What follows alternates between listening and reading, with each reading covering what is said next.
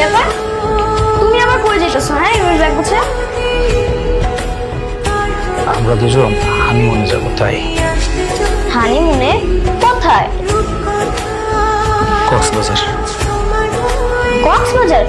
আচ্ছা, আমরা হানিমুনে গিয়ে কি কি করবো?